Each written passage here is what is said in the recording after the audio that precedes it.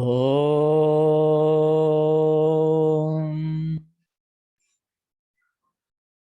ओम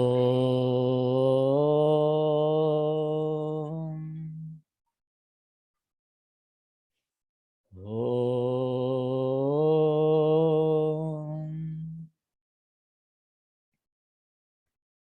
गुरुर्ब्रह्मा गुरुर्विष्णुः गुरुर्देवो महेश्वरः गुरुः साक्षात् परं ब्रह्मा तस्मै श्री गुरवे नमः। वसुदेवसुतं देवं कंसचाणूरमर्दनं देवकी परमानन्दं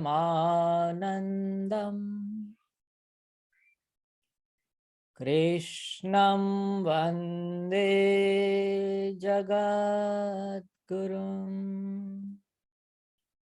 ओम शांति शांति शांति। ओम ओम। भगवत गीता में योग को, ध्यान योग को हम समझने का प्रयत्न कर रहे थे। अष्टांग योग, हठ योग, राज योग, अलग अलग नाम से हम उसको जानते हैं। वही भगवान यहाँ हमको समझाते हैं। योग की डेफिनेशन क्या है, किसको करना चाहिए, कौन उसका अधिकारी है, योगारूढ़ कौन है, योगारूढ़ के लक्षण क्या है, योग कब करना चाहिए, खाली पेट करना चाहिए या खाने के बाद करना चाहिए, सुबह करना चाहिए कि शाम करना चाहिए, बहुत कुछ खाने वालों के लिए या बहुत कम खाने वालों के लिए, बहुत ज्यादा सोने वालों के लिए या बहुत कम सोने वाले लोगों के लिए योग सिद्ध नहीं होता है। तो सम्यक सम्यक आहार, सम्यक विहार, जो सम्यक रहता है, मध्यस्थ मध्यम मार्ग में जो रहता है, ज्यादा भी नहीं और बहुत कम भी नहीं, ऐसे लोगों के लिए ये योग सुपाच्य हो जाता है और वो इसमें बहुत अच्छी तरह से आगे गति कर सकते हैं। कैसी जगह होनी चाहिए, तो शांत जगह होनी चाहिए, थोड़े अकेले रहना है, स्वच्छ जगह होनी चाहिए, ध्यान करने के लिए आसन कैसा होना चाहिए, सारी बातें धीरे धीरे धीरे भगवान हमको समझाते हैं। छोटी छोटी बातें, बैठने की भी स्थिति बताते हैं कि सम्यक स्थिति में बैठना है, सुखासन में आराम से बैठ जाइए, गर्दन रीढ़ की हड्डी को सीधी रखिए, नासिका के ऊपर दृष्टि कीजिए और अपने जो इष्ट देव है, अपने जो ध्येय है, उसके ऊपर धीरे धीरे ध्यान करना शुरू कर दीजिए। तो कब करना है, कैसे करना है, कहाँ करना है, सारी डिटेल में बात भगवान यहाँ हमसे करते हैं ध्यान योग के द्वारा। आगे बढ़ेंगे।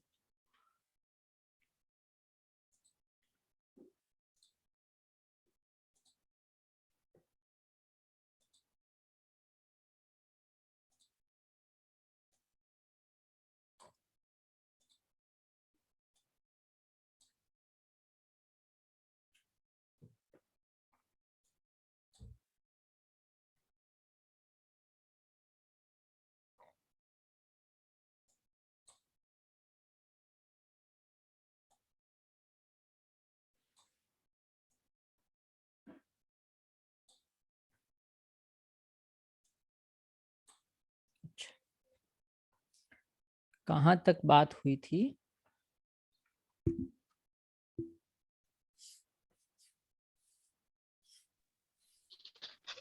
6.18 સુધી સર. 6.18 ओके। अभी ध्यान योग के कौन कौन से अध्याय हमको लेने हैं वो बात भी पहले हो गई है। कौन कौन से है? एक तो चैप्टर 6, फिर कौन सा है? 4 चैप्टर हमने बताए थे ना। 8, 10, ओके 6, 8, 10 અને 13. 6, 8, 10 और 13। अभी 8वां क्या नाम है वो? 8वें चैप्टर किसके बारे में है? बताई थी बात। 8वां, 10वां और 13वां। छठा क्या है? वो तो बेसिक्स है, ठीक है ना। यहाँ पूरी बेसिक्स बताते हैं। 8 પરમ ગુહ્ય જ્ઞાન. ના એ તો 9 છે ને. 8 તો ભગવત પ્રાપ્તિ, ભગવત યોગ. 8મું લખાયું છે નામ બધું। એક મિનિટ હા. અક્ષર બ્રહ્મ। हाँ ठीक है। અક્ષર तो ये जो है ना वो भगवान हमको ध्येय के बारे में, कौन सा ध्येय, किसका ध्यान करना चाहिए, तो यहाँ पर अक्षर ब्रह्म ओमकार की साधना, ये जो साधना विधि है वो हमको समझाने वाले हैं बहुत ही डेप्थ में। ये जो अक्षर कहते हैं जिसको, अक्षर मतलब क्या कि जिसका क्षय नहीं होता है, वो अक्षर ब्रह्म, अक्षर ब्रह्म। ओके, फिर 10th में क्या है? વિભૂતિ યોગ। हाँ बस। વિભૂતિ યોગ। तो अभी ये जब हम साधना करना शुरू कर देंगे, यही ऐसा नहीं बोलते भगवान, पर उनको ये प्रिय है और ये कहते हैं अच्छे से, मतलब जो मंत्र की साधना है, प्रणव की साधना है, वो ज्यादा इफेक्टिव है शुरुआत के स्टेज में। तो अगर जब कोई भी साधना, ध्यान की साधना हम शुरू करते हैं तो हमको मिलनी शुरू हो जाती है विभूतियां, ठीक है। और विभूतियां मिलने के बाद फिर क्या होता है, हमको क्या करना है कि विभूतियों को छोड़ के और आगे जाना है। तो 13 चैप्टर में क्या बताते हैं?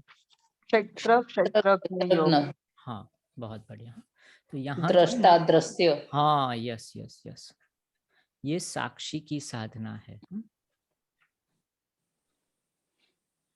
तो ये जो साधना बताते हैं वो बहुत ही बेसिक्स और फंडामेंटल्स है। मतलब आप कोई भी एक ऑब्जेक्ट ले लो, नासिका का अग्रभाग ले लो, मूर्ति ले लो, या कोई मंत्र ले लो, संवेदना ले लो, कोई भी पंच ज्ञानेंद्रियों के कोई भी विषय आप ले सकते हो। जब एक ही विषय में आप धीरे धीरे आगे बढ़ते हो, विभूतियां आना शुरू हो जाती है। विभूतियों को छोड़ देते हो, फिर आपके पास दो ही चीज रह जाती है, क्षेत्रज्ञ मतलब मैं जानने वाला हूँ, और मेरा क्षेत्र मतलब पुरुष और प्रकृति, सिर्फ दो ही चीज रह जाती है। साक्षी की साधना करना है मतलब जो हो रहा है वो हो रहा है, कोई स्पेसिफिक चीज को। यहाँ हम क्या करते हैं, साधना से भी कई बार क्या हो जाता है, हमारा जो साधन है वही साध्य हो जाता है कई बार। अरे यार आज योग नहीं किया, आज मजा नहीं आ रही है, आज आसन नहीं किया, मजा नहीं आती, आसन के ऊपर ही पड़े रहते हैं, या कोई भी साधना को पकड़ के भक्ति करते हैं तो उसके पीछे ही लगे रहते। पर भक्ति का पर्पस क्या था, साधना का पर्पस क्या था कि आप अपने आप को जान पाओ। तो वहां कई बार साधक अटक जाते हैं। मोस्ट ऑफ 70-80% क्या कर लेते हैं, साधना विधि को उससे साथ अटैचमेंट हो जाता है। क्योंकि जो साधन लेके हम चले थे गाड़ी में या कोई भी ट्रेन में, फिर जब डेस्टिनेशन आ जाए दूसरा, तब उसको छोड़ना पड़ता है। उसको ही लेके फिर बोलते कि चलो लॉन्ग ड्राइव पे चलते, यहाँ घूमते वहां घूमते। वो साधन घूमने के लिए नहीं, एक जगह से दूसरी जगह पर ले जाने के लिए है। वो आप पहुंच गए, बात खत्म हो गई, फिर आगे जाना है।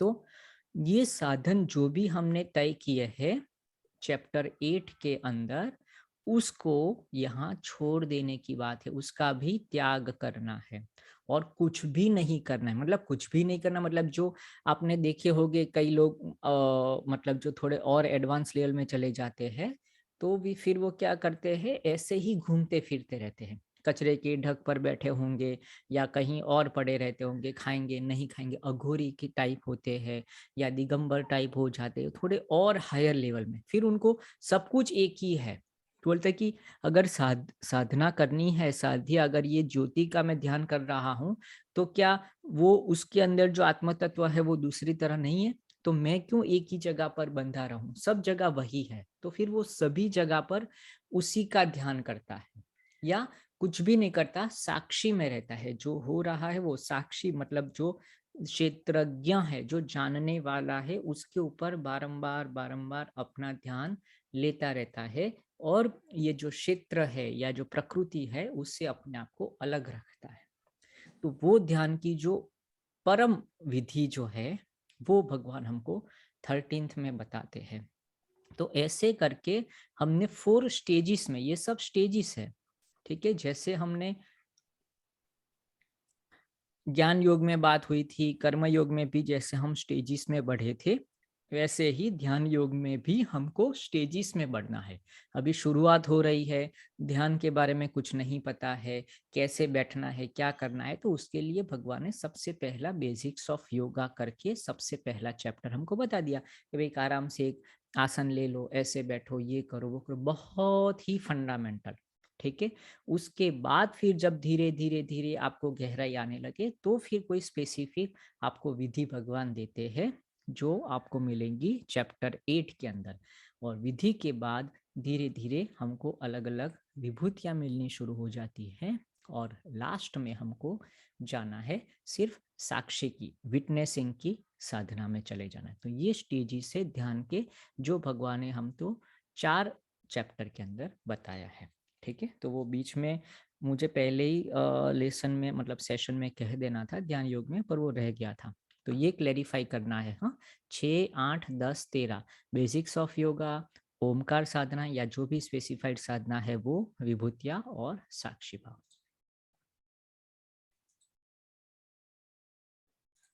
अभी शुरू करते हैं।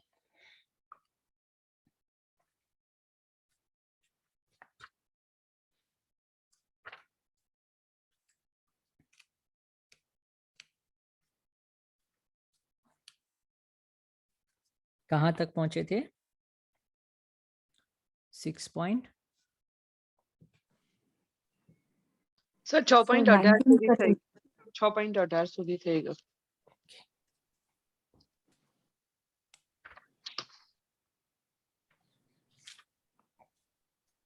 19 પણ થઈ ગયું સ્થિરતા. હા, 19 પણ થઈ ગયું.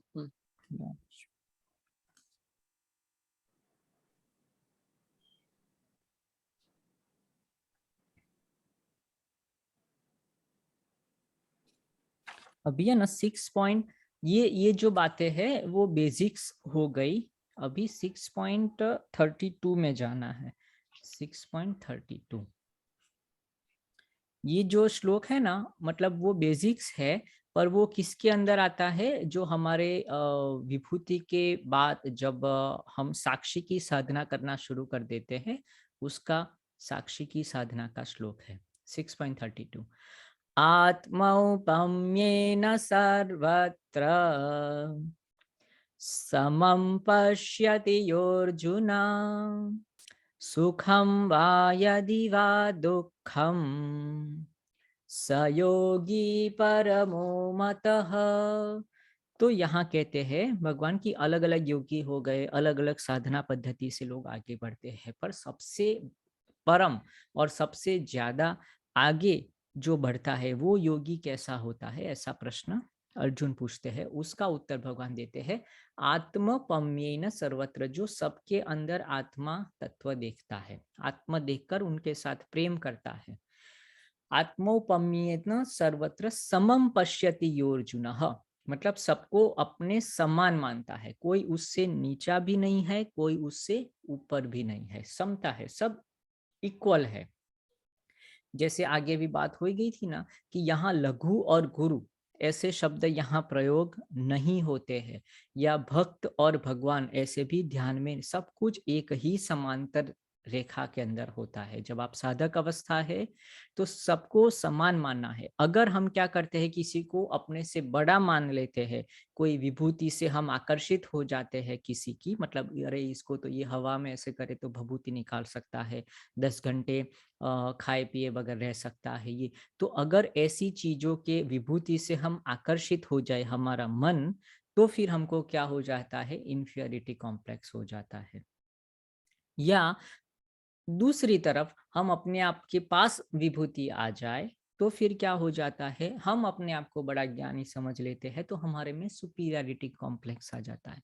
तो ऐसे कोई कॉम्प्लेक्स ना आए चित्त के अंदर, मन के अंदर, इसीलिए कहते हैं सबको समान देखना है। कोई मुझसे बड़ा नहीं है, कोई मुझसे छोटा नहीं। जितनी भी कोई भी विभूति आ जाए योग के पंथ में, क्योंकि हम योग ध्यान की बात कर रहे हैं। अगर हम कॉर्पोरेट वर्ल्ड या अपने जो सांसारिक जीवन में करें तो वहां भी वही नियम होता है कि भाई कोई हमसे अमीर हो या कोई हमसे गरीब हो, सबको समान व्यवहार देना है।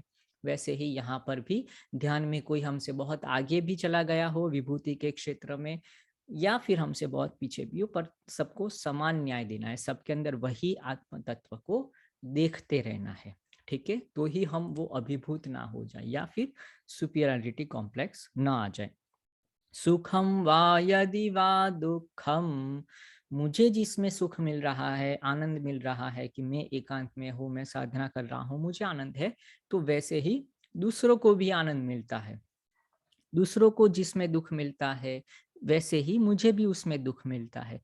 तो ऐसे व्यवहार और हर तरह के जो आसपास के हमारे लोग हैं उसको आत्म तत्व की भांति देखना, और आत्म तत्व की जैसे ही मेरे ही जैसे, जैसे मैं हूँ और मेरा ही प्रतिबिंब सब जगह हो रहा है। जब आप धीरे धीरे हम योग में आगे बढ़ेंगे तो बात हुई थी कि क्षेत्र क्षेत्रज्ञ साक्षी भाव, साक्षी मतलब क्या, कि सब कुछ एक ही है, दो नहीं है।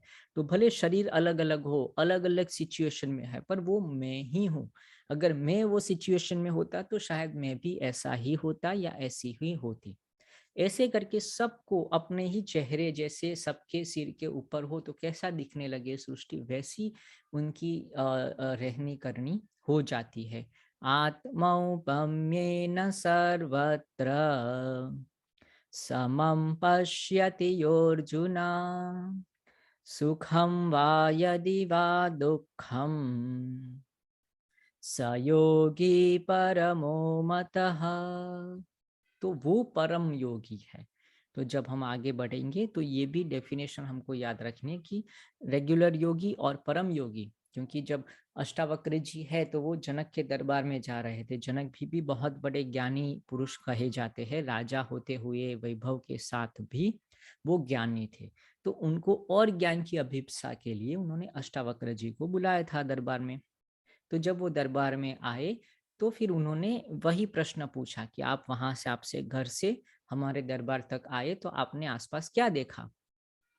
तो उनको लगा कि भाई जो आसपास के लोग हैं या जो चीज वस्तुएं वगैरह बाजार से गुजर कर आए तो वो सब बताएंगे। तो उन्होंने वही बताया कि भाई मोम के पुतले, मोम के पुतले, मोम के पुतले, सब जो वो ऐसे सेम ही, सबके अंदर एक ही तत्व उनको दिखाई देने लगा, एक ही आत्म तत्व उनको दिखता है, दो दिखते ही नहीं है। ऐसी वो दृष्टि हो जाती है योगी की, क्षेत्र क्षेत्रज्ञ।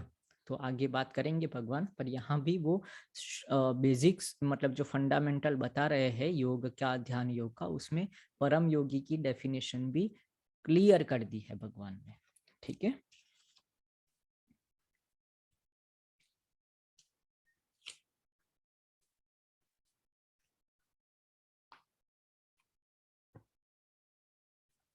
अभी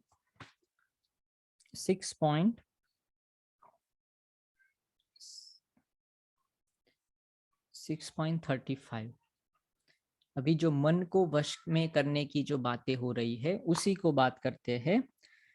तो अर्जुन कहता है 6.34 में, चंचलम ही मनः कृष्ण प्रमाथि बलवदृढ़ तस्याहं निग्रहं मन्ये वायोरिव सुदुष्करम।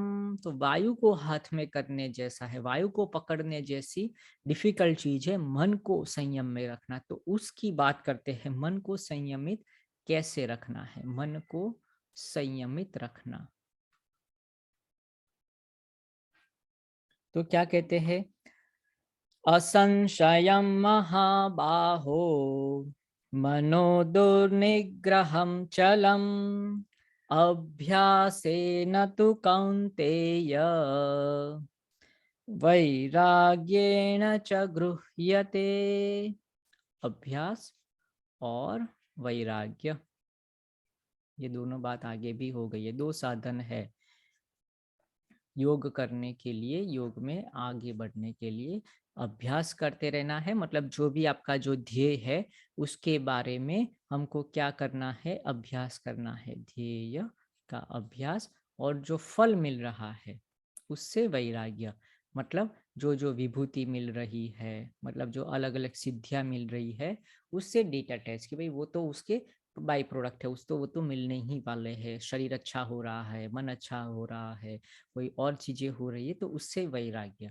या फल से, पॉजिटिव और नेगेटिव, मतलब आपको कुछ नहीं भी मिल रहा है, आपको फल, या आपका मन शांत नहीं भी हो रहा है, तो वो भी फल से हमको क्या करना है, वैराग्य रखना है साधना में। और फिर से दूसरे दिन तीसरे दिन प्रयत्न करते रहना है। तो अभ्यास मतलब क्या हो गया, ध्येय के लिए हमारा प्रयत्न, एफर्ट। और ये हमारा हो गया रिजल्ट से डिटैचमेंट।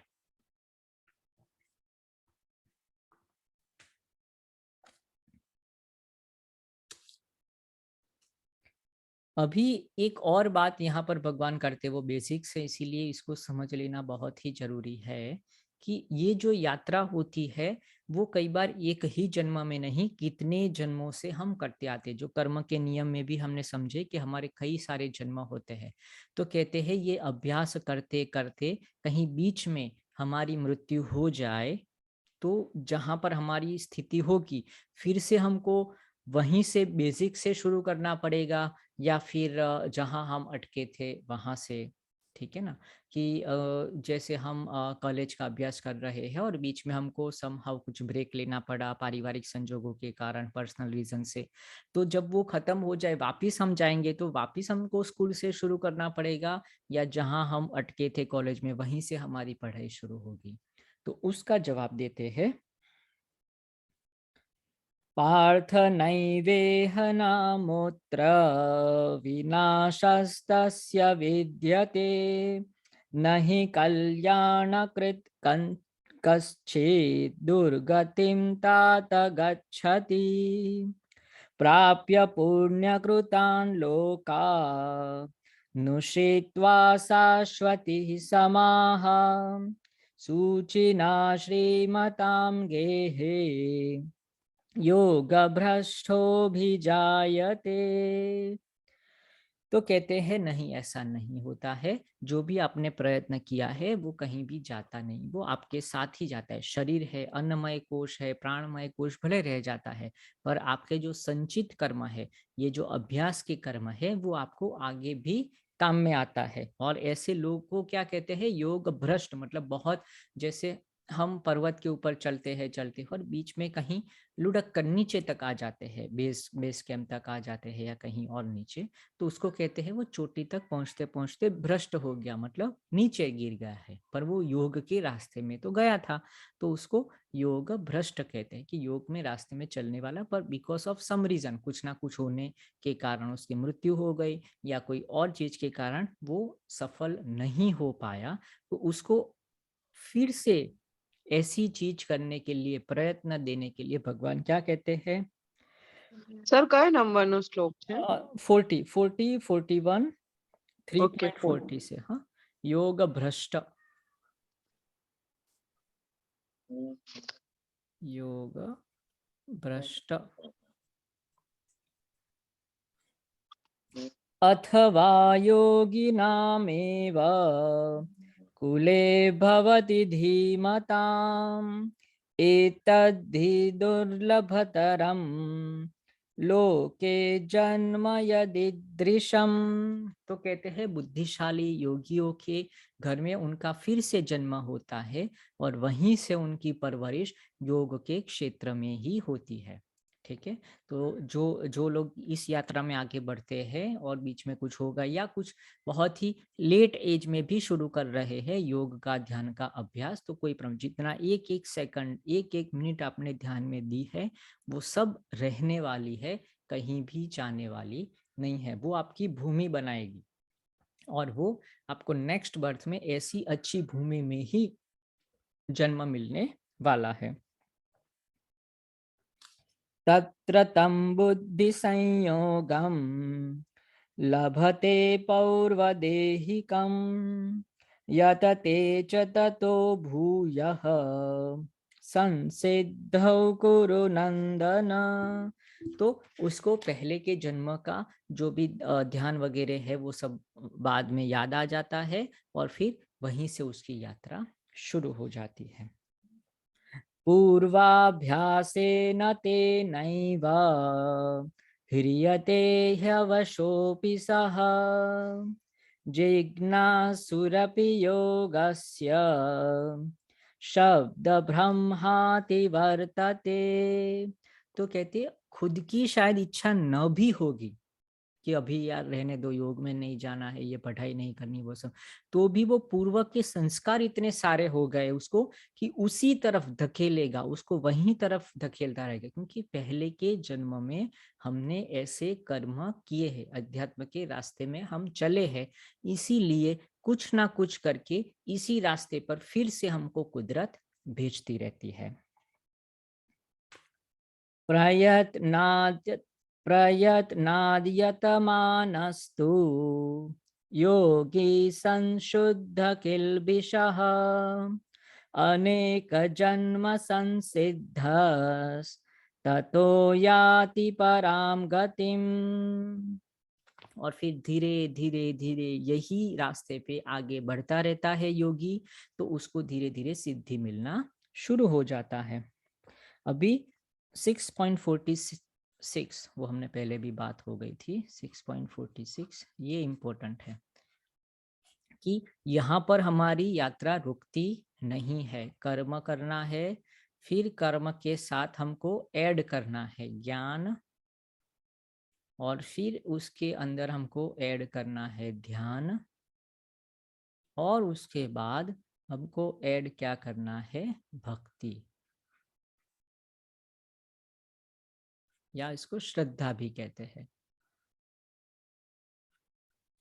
ठीक है, तो वही कहते हैं तपस्वीभ्योऽधिको योगी ज्ञानीभ्योऽपि मतोऽधिकः कर्मिभ्यश्चाधिको योगी तस्माद् योगी भवार्जुन।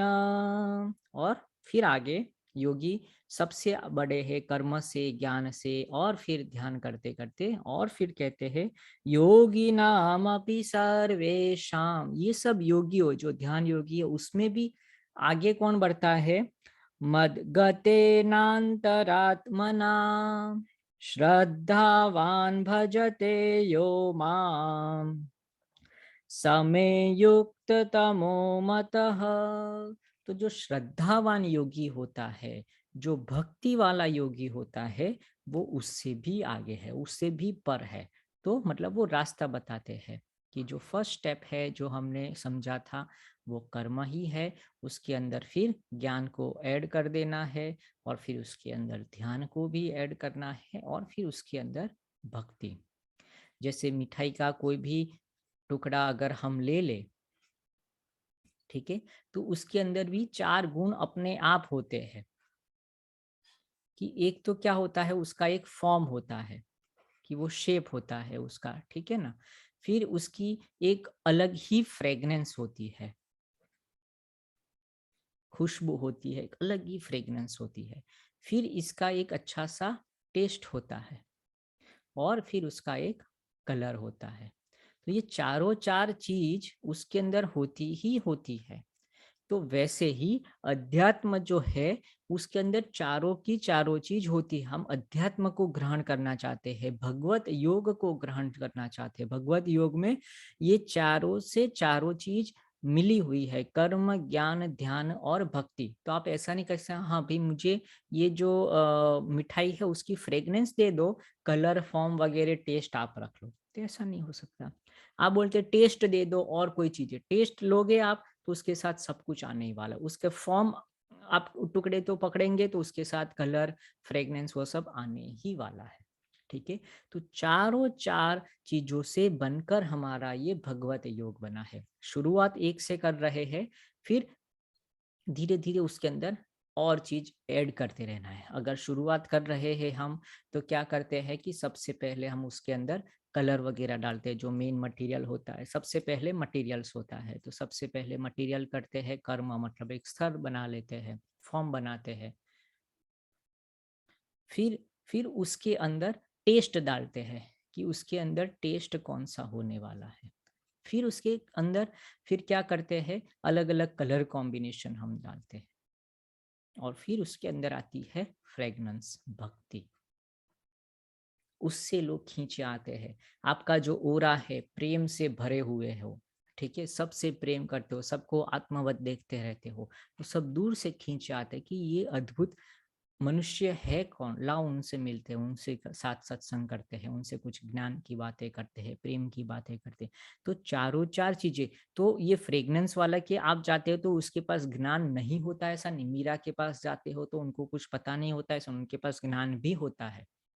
वो भक्ति भी करती है और ध्यान भी करती है। 2-2, 4-4, 5-5 घंटे वो भगवान कृष्ण का, भगवान का ध्यान करती रहती है। और फिर वो कर्म भी करती है, लोगों की सेवा करती है, वॉलंटियरशिप करती है। तो ऐसा नहीं कि भक्ति योगी है तो सिर्फ वो भक्त ही होता है और कुछ नहीं आता। ज्ञानी है तो वो सिर्फ ज्ञान ही बांटता रहता है और कुछ करता ही नहीं है, तो वैसा भी नहीं है। चारों चार चीज उनके अंदर स्वाभाविक तरीके से धीरे धीरे आना शुरू हो जाती है। तो यहाँ तक रखते हैं हम चैप्टर 6। अभी हम आगे बढ़ना शुरू करते हैं। ठीक है, यहाँ तक कोई कंफ्यूजन है? कर्म, ज्ञान, ध्यान, भक्ति, और अभी ध्यान के क्षेत्र में हम लेवल 2 में जाना शुरू करेंगे। સર એટલે ચારે મળીને ભગવદ યોગ બને એવું ને? हाँ, यस, भगवत योग जिसको हम कहते हैं कि मैं भगवत योग कर रहा हूँ। आप नहीं कहते कि मैं अष्टांग योग कर रहा हूँ, तो 8 अंग वाला यम, नियम, आसन, प्राणायाम, प्रत्याहार, धारणा, ध्यान, समाधि।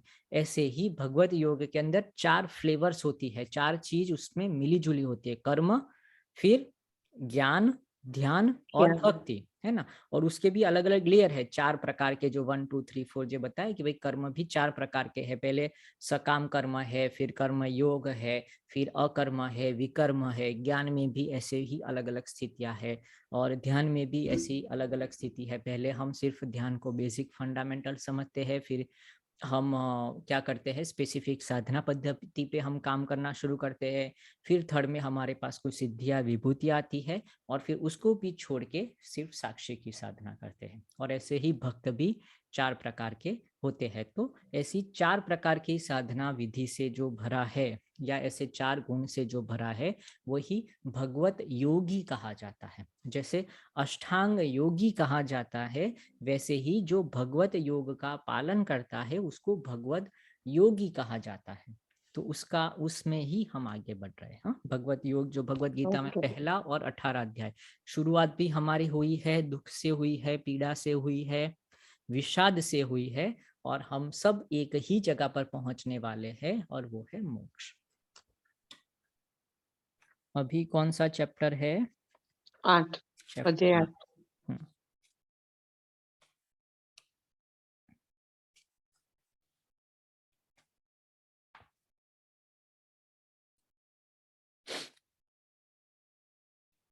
अभी वो अलग अलग विभूतियों के बारे में भगवान से अर्जुन पूछते हैं।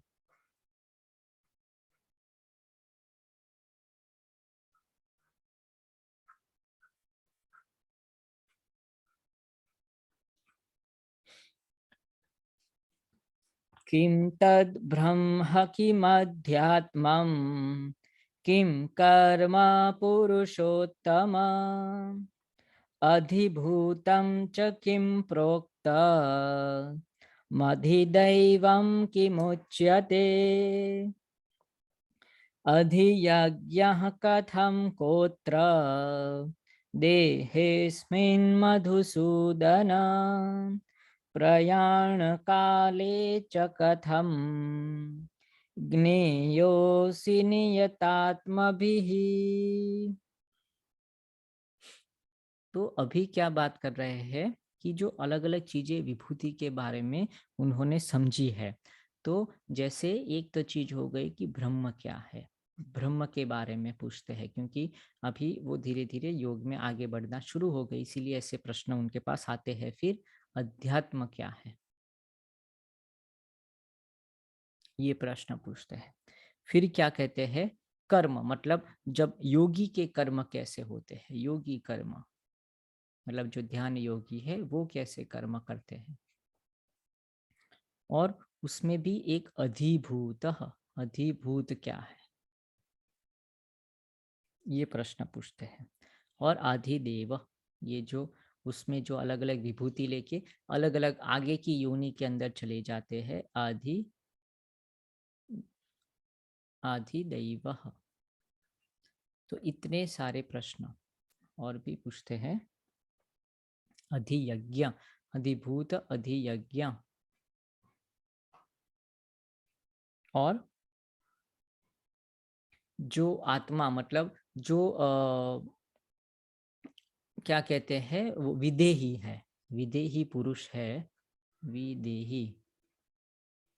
तो उनकी स्थिति क्या होती है, जब मृत्यु आता है तो विदेही शरीर, मतलब जो शरीर से अलग अपने आप को देख पा रहा है, जब उनका मरण आता है तो फिर क्या होता है। तो ऐसे अलग अलग विभूति के रिलेटेड उनको प्रश्न करते हैं। ठीक है, आधिदेव वगैरह योगी कर्म है, और ब्रह्म और अध्यात्म क्या है, अधिभूत क्या होते हैं, वो सारी विशिष्ट अनुभूतियां की बात है कि बहुत ही जो उन्होंने देख लिया है वो। तो अभी कहते हैं, अक्षरं ब्रह्म परमं स्वभावोऽध्यात्ममुच्यते भूतभावोद्भवकरो विसर्गः कर्म संज्ञितः। तो कहते हैं ये अक्षर ब्रह्म, अक्षर ब्रह्म, इसकी बात यहाँ पर फिर वो कहते हैं, ये सारी जो सिद्धियां सबको मिली है वो सिद्धियां अक्षर ब्रह्म की साधना करने से मिली है। ये अक्षर है जिसका कभी भी क्षय नहीं होता है, जो अमर है। ठीक है, उसकी साधना करनी है।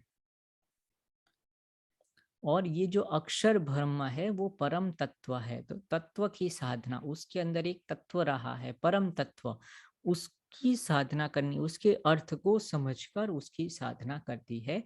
और जो लोग ऐसी साधना करते हैं अक्षर ब्रह्म की, उसी को हम कहते हैं अध्यात्म, अधि ही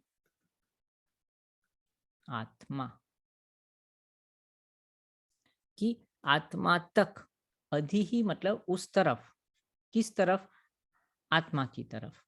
तो आत्मा की तरफ जिसको जाना है उसको अध्यात्म कहते हैं, या ऐसी प्रोसेस या ऐसी कोई साधना विधि जो हमको आत्मा की तरफ ले जाए। आत्मा मतलब ये जो ब्रह्म है, परम तत्व है, उसकी तरफ लेकर जाए। तो ऐसा कौन सा साधन है, वो ऐसे इनडायरेक्टली भगवान से पूछते हैं। तो कहते हैं वो अजर अमर एक तत्व है जिसको अक्षर ब्रह्म भी कहा जाता है, और वही हमको अध्यात्म तक लेकर जाता है, अधि ही आत्मा तक लेकर जाता है। तो वो साधना आपको करनी चाहिए।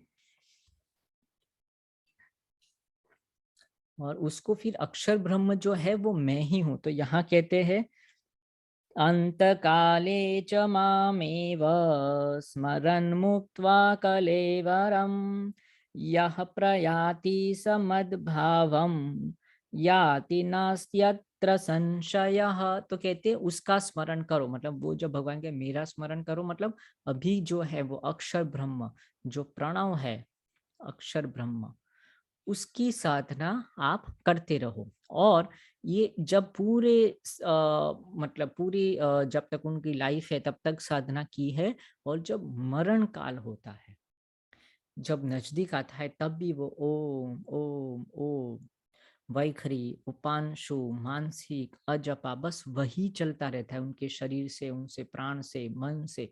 तो फिर वो अक्षर ब्रह्म या जो अक्षर धाम कहते हैं कि जो परम उपलब्धि का धाम होता है, वहां उनकी गति होती है, ऐसे साधकों की गति। क्योंकि कहते हैं कि भाई ऐसे लोगों की गति आगे क्या होती है, मरण के बाद उनका क्या हो जाता है।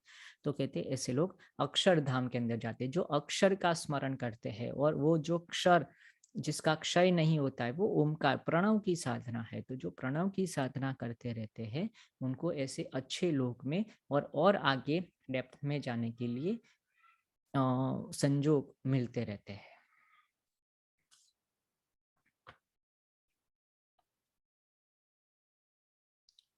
अभी 9 और 10, 8.9 और एंड 10, ठीक है।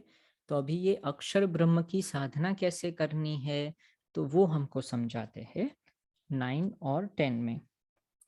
कविम पुराण मनुषा सीतारमण, कविं पुराणमनुशासितार मनोरणीयां समनुस्मरेद्यः सर्वस्य धातारमचिन्त्य रूप मादित्यवर्णं तमसः परस्तात् प्रयाणकाले मनसा चलेन भक्त्या युक्तो योगबलेन चैव भ्रुवोर्मध्ये प्राणमावेश्य सम्या सतं परं पुरुष पुमैति दिव्यम।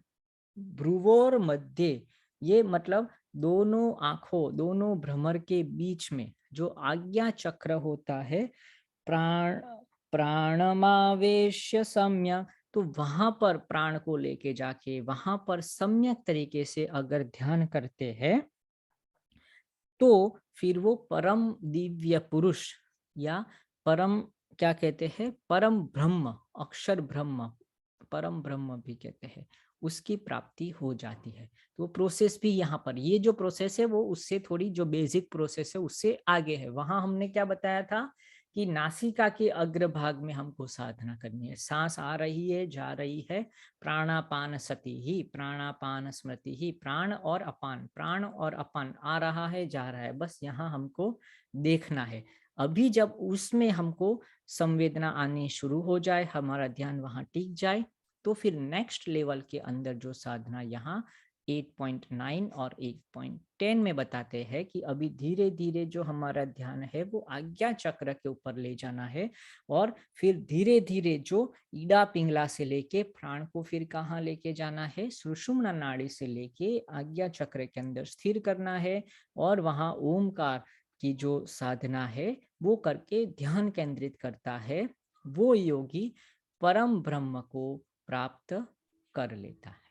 तो ये साधना एडवांस लेवल की साधना यहाँ हमको बताते हैं।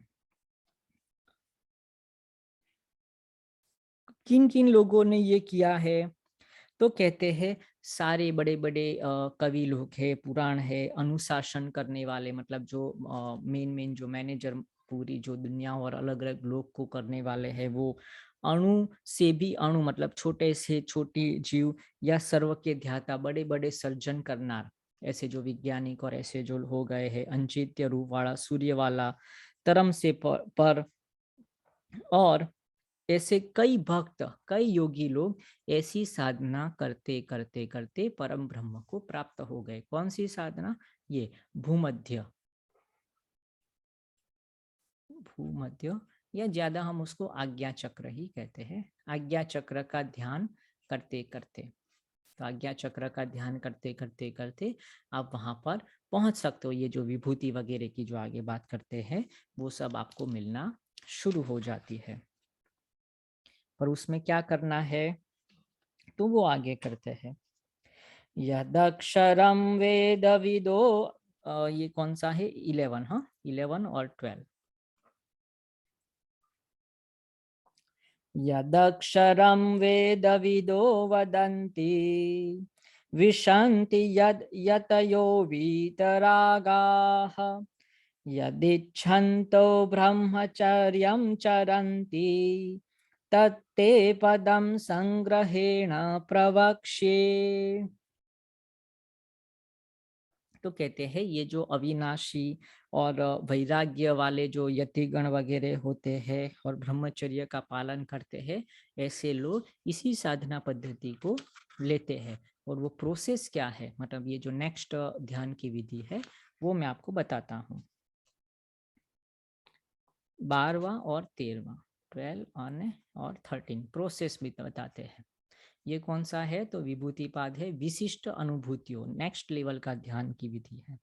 सर्वद्वाराणि संयम, सर्वद्वाराणि संयम, सर्वद्वाराणि संयम्य मनोहृदि निरुध्य च मूर्ध्याध्या मूर्ध्याधायात्मनः प्राण मा स्थितो योग धारणा। अभी बात करते हैं, ओमेत्येकाक्षरं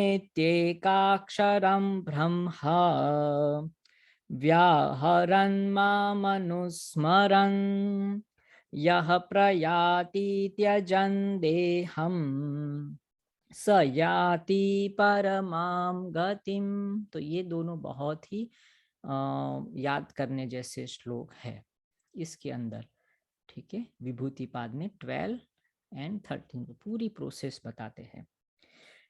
क्या करना है, पहले सर्व जो हमारे इंद्रिय है, मतलब 5 कर्मेंद्रिय 5 ज्ञानेंद्रियों को बंद कर देना है, उसको वश में करना है। फिर उसके बाद फिर मन को वश में करना है, और फिर प्राण को धीरे धीरे, प्राण वायु को कहाँ लेके जाना है, मस्तिष्क तक लेके जाना है।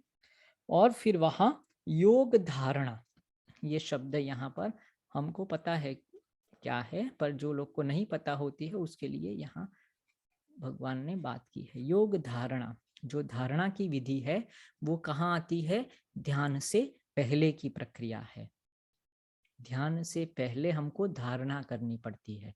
तो अलग अलग अलग जो इंद्रियों में हमारा प्राण बुद्धि मन वगैरह बटा हुआ है, उसको एक इंद्रिय और फिर धीरे धीरे एकाग्र करने की जो प्रक्रिया है वो योग धारणा है। तो कहते हैं धीरे धीरे हमको पहले क्या करना है, इंद्रियों को, मन को, प्राण को धीरे धीरे यहाँ मस्तिष्क कर लेके जाना है, क्योंकि हम चक्र ध्यान, मतलब कौन सा चक्र का ध्यान कर रहे हैं, आज्ञा चक्र का ध्यान, वहां करके फिर यहाँ हमको धारणा करनी है। धारणा करनी है ये जो मस्तिष्क है, चिदाकाश धारणा, चिदाकाश धारणा की भी प्रक्रिया हम यहाँ कर सकते हैं, चिदाकाश। तो ये जो हमारा चिदाकाश है वहां धारणा करनी है और प्राण को उत्थान करना है, प्राण उत्थान करके यहाँ तक लेके आना है। फिर हमको क्या करना है, ओमकार का ध्वनि का यहाँ हमको उच्चारण करना शुरू कर देना है। जब हम एकाग्र हो जाए, हमारा चित्त एकाग्र हो जाए, और फिर ये चिदाकाश में, और फिर धीरे धीरे ये जो बड़ा गोला है फिर धीरे धीरे धीरे छोटा होता जाए, छोटा होता जाए, और एक छोटे से बिंदु के ऊपर रह जाए, वो वहां जाके फिर ओम ओम ओम, और वो भी कहाँ क्या करना है, वैखरी में, फिर उपांशु, फिर मानसिक, और फिर अजपा, अपने आप अंदर से उसका चिंतन चलता रहे, मनन चलता रहे, ओम ओम ओम। तो ऐसे करते करते हम विभूतिपाद या विभूति की अवस्थाओं में आगे बढ़ना शुरू करते हैं, या ध्यान की उच्चतम अवस्थाओं में पहुंचना शुरू कर देते हैं। इसमें दूसरी एक दो चीजें हैं, वो क्या मतलब ध्यान में रखना है उसकी ही बात है, तो वो हम कल ले लेंगे, ठीक है। छोटी सी बात है। मृत्यु के समय मतलब ये जब कहते हैं कि भाई ऐसे कर करके जब आपकी मृत्यु हो जाए, क्योंकि तब जब हम ध्यान में चले जाते हैं तो समय और उसका मतलब स्थान नहीं रहता है। तो हम क्या आर पार की लड़ाई के लिए चले जाते हैं, ठीक है। तो हम फिर 10 घंटे 12 घंटे बस ध्यान करते रहना है। अभी का जो समय है सिर्फ ओमकार ओमकार की साधना करते रहना है। तो फिर जो आगे पद भ्रष्ट या योग भ्रष्ट की बातें हुई थी कि भाई ऐसे कर करके भी कुछ हो गया तो क्या होगा। तो यहाँ भी बोलते कि ओमकार का जब हम जाप करते करते करते अगर वो प्राण चले जाते हैं उसकी, तो वो फिर अलग अलग आगे की गति उसकी होती है। और फिर से वही कि उसको अच्छे योगियों के वहां जन्म मिलता है और वहीं से उसकी यात्रा फिर से शुरू करनी है।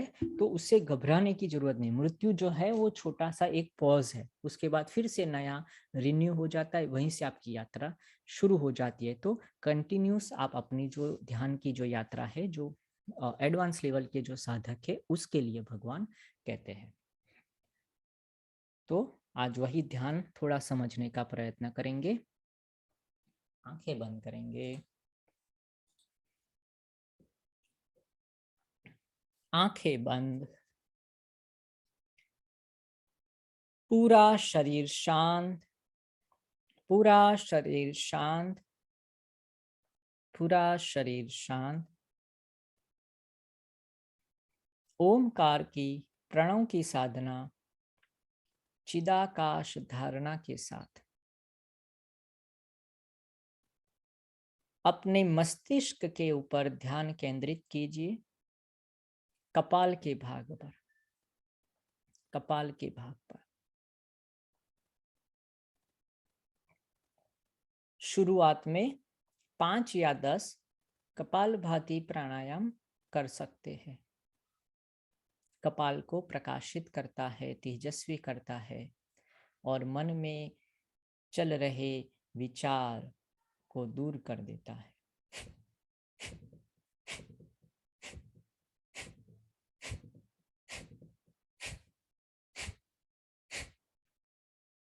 फिर से एक बार कपालभाति प्राणायाम। 1 2 3 4 5 6 7 8 9 10। ओम। लास्ट बार। 1 2 3 4 5 6 7 8 9 10। कपाल, फोरहेड, फोरहेड प्रकाशित हो गया, प्रकाशित हो गया। अलग अलग प्रकार के कलर दिख रहे हैं। पूरा मेरा ध्यान चिदाकाश, चित्त का जो आकाश है, जो फोरहेड में मेरे कपाल के और आंखों के ऊपर है, वहीं मेरा पूरा ध्यान, पूरा ध्यान चिदाकाश धारणा, चिदाकाश धारणा प्रकाशित हो गया, प्रकाशित हो गया। जो जो भी अनुभूतियां, जो जो भी चीजें आपको दिखाई दे, सुनाई दे, बस उसको साक्षी भाव से, विटनेस के भाव से देखते रहना है, अनुभव करते रहना है। चिदाकाश धारणा।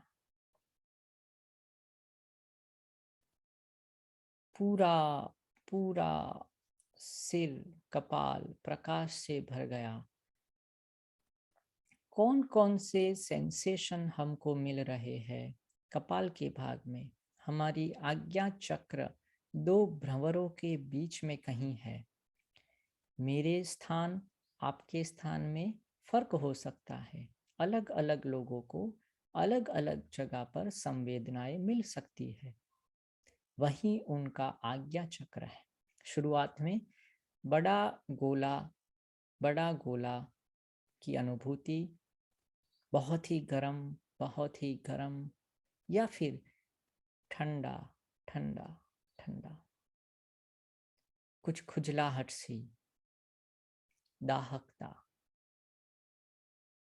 कुछ गीलापन, कोई भी सेंसेशन फोरहेड में हमको मिल सकते हैं। चिदाकाश धारणा। बस वहीं आपके आज्ञा चक्र का स्थान होगा। आज्ञा चक्र को जागृत करना है और प्रणव के नाद को अनुभव करना है। आपका पूरा ध्यान फोरहेड पर ही रखना है। जो भी अनुभूतियां, कोई कलर, लाल, पीला, काला, जो कुछ भी दिखाई दे, अपने बंद आंखों के आगे, बंद आंखों और कपाल के आसपास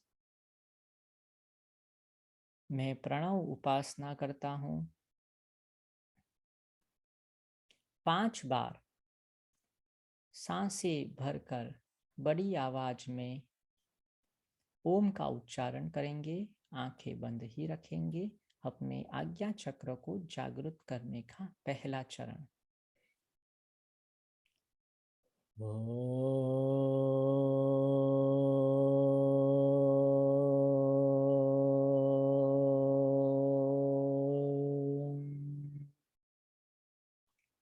फिर से सांसें भर लेंगे।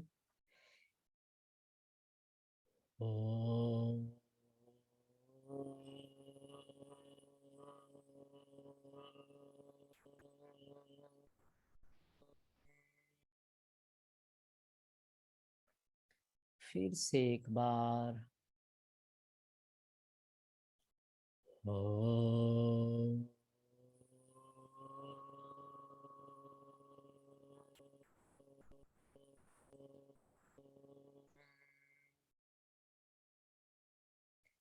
एक बार फिर से सांसें भर लेंगे।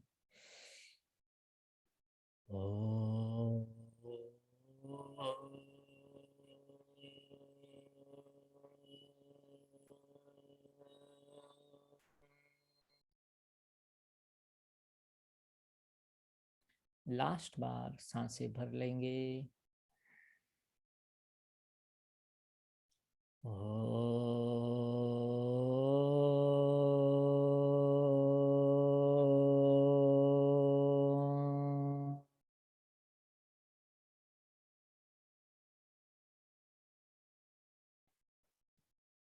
जो भी वाइब्रेशन, जो भी अनुभूतियां फोरहेड पे हो रही है, उसको अनुभव करना है। अभी 5 बार उपांशु में बहुत ही छोटी आवाज में ओम का उच्चारण करेंगे।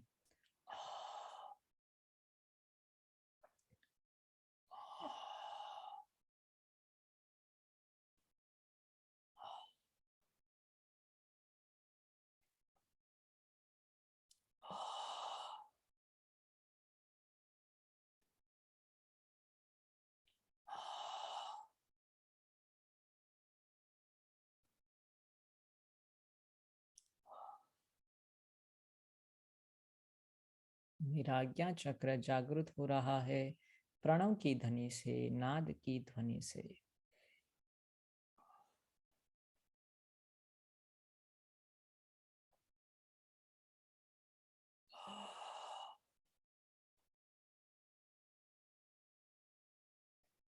अभी मन में ही मन में ओम का उच्चारण।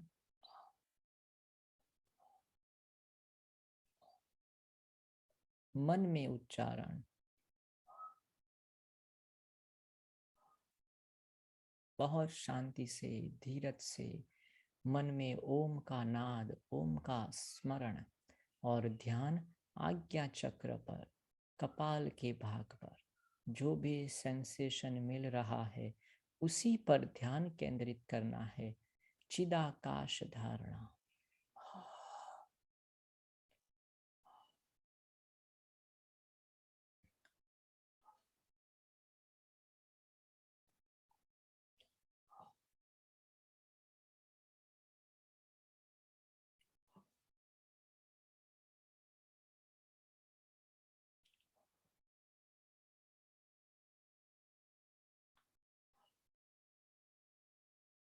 मन में ही मन में ओमकार, ओमकार, प्रणव का नाद और आज्ञा चक्र। सब योगी ध्यानी लोग इसी का ध्यान करते हैं। अपनी प्राण शक्ति को ऊर्ध्व गति में लाकर इडा पिंगला को सुषुम्ना में मर्ज कर कर सांसों को, प्राण को ऊर्ध्व गति पर लाकर प्रणव उपासना करनी, ये मेरा जीवन का लक्ष्य हो गया। हर रोज सुबह शाम 5-10 मिनट जितना भी समय हो, प्रणव उपासना, साक्षी की साधना, साक्षी की साधना, प्रणव की साधना, चक्र ध्यान, आज्ञा चक्र का ध्यान करता हूँ सुबह शाम, यही संकल्प आज्ञा चक्र में स्थिर हो गया। ऐसा ही ध्यान, प्रणव उपासना मेरी चलती रहे। ऐसे ईश्वर से प्रार्थना कर कर शांति पाठ करते हैं।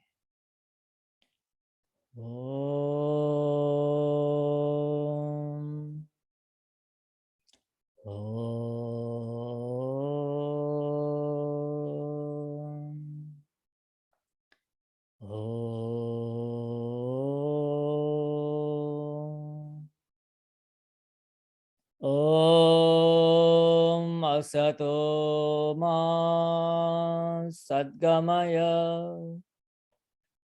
तमसो मा ज्योतिर्गमय मृत्योर्मामृतं गमय। ॐ सहनाववतु सहनौ भुनक्तु सह वीर्यं करवावहै तेजस्विनावधीतमस्तु मा विद्विषावहै।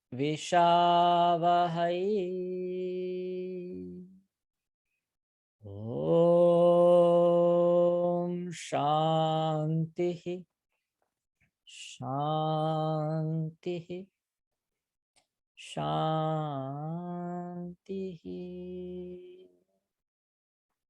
ओम ओम। सबका धन्यवाद। आज का सेशन यहीं पे समाप्त करते हैं।